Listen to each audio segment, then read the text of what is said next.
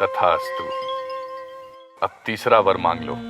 मरे हुए मनुष्यों के संबंध में कुछ लोग कहते हैं कि वे हैं और कुछ लोग कहते हैं कि वे नहीं हैं। मैं उस सत्य को जानना चाहता हूं।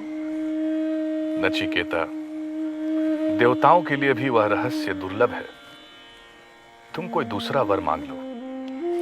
हे मृत्यु, मैं उस रहस्य को जानना चाहता हूं जिसे न जानने के कारण मेरे निष्प्रिय और तपस्वी पिता भी मोह के बंधन न काट सके।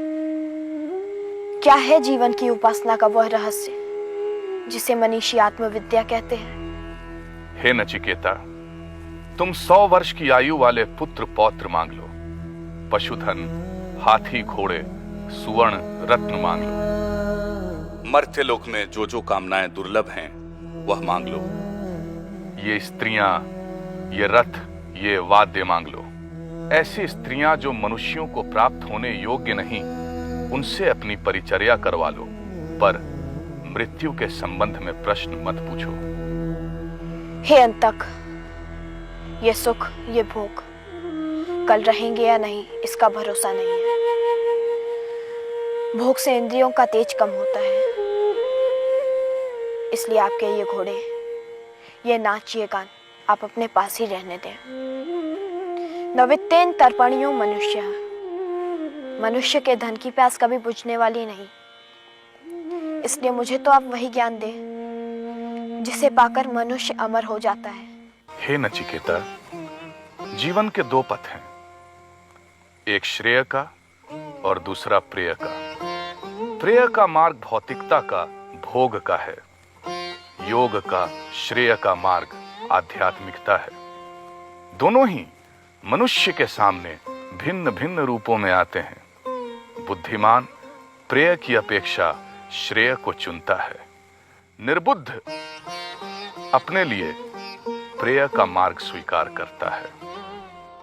भोग का मार्ग अविद्या का, अज्ञान का मार्ग है। अध्यात्म का मार्ग विद्या का, ज्ञान का मार्ग है। प्रेय के मार्ग को चुनने वाला सुख को ही सत्य मान बैठता है। श्रेय के मार्ग को चुनने वाला आत्मा को ही सत्य मानता है। प्रेय का मार्ग इंद्रियों की ओर ले जाता है, श्रेय का मार्ग इंद्रियों से परे ले जाता है। हे नचिकेता, आत्मा के सत्य को तर्क से नहीं जाना जाता, श्रोत्रिय और ब्रह्मनिष्ठ गुरु के द्वारा दिए गए ज्ञान से ही आत्मा का सत्य जाना जा सकता है। नचिकेता जैसा प्रश्न पूछने वाला सत्याग्रही पाकर यम प्रसन्न थे, और नचिकेता यम जैसा गुरु पा जिज्ञासा शांत करने का अवसर नहीं चूक रहा था। हे नचिकेता, इस शरीर को तुम रथ और आत्मा को रथी जानो, बुद्धि को सारथी और मन को लगाम जानो। इंद्रियां रथ के घोड़े हैं और विषय चरागाह। जो चंचल मन का है, जिसने मन की लगाम नहीं खींच रखी, इंद्रियां उसके वश में नहीं रहती। ठीक वैसे ही जैसे दुष्ट घोड़े सारथी के, जो निश्चल मन का है, जिसने मन की लगाम खींच रखी है, इंद्रियां उसके वश में रहती हैं, जैसे उत्तम घोड़े सारथी के। विवेक जिसका सारथी है, जिसने मन रूपी लगाम खींच रखी है, वही मनुष्य अपने गंतव्य तक पहुंचता है। हे नचिकेता, इंद्रियों से इंद्रियों के विषय श्रेष्ठ हैं, विषय से मन, मन से बुद्धि और बुद्धि से आत्मा श्रेष्ठ है। जो इस आत्मा को जान लेता है, वह मृत्यु से परे चला जाता है।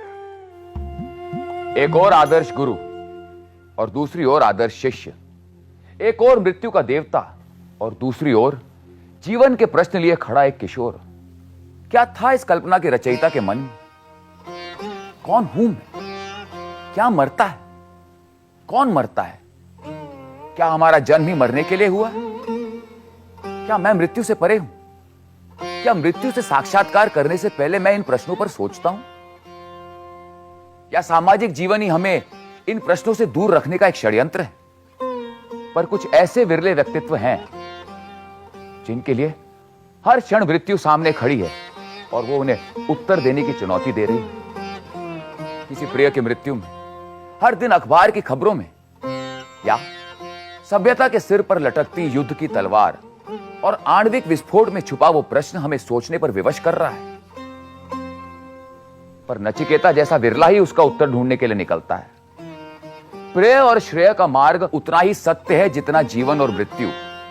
ये मार्ग हमसे पहले भी लोगों के जीवन में आया था, हमारे बाद भी लोगों के जीवन में आएगा। जीवन की प्रयोगशाला के उस महान नचिकेता को हमारा प्रणाम, मृत्यु के रहस्य लोक के उस यम को हमारा प्रणाम। ओम नमो वैवस्वताय मृत्युवे ब्रह्म विद्याचार्याय नचिकेतसे च।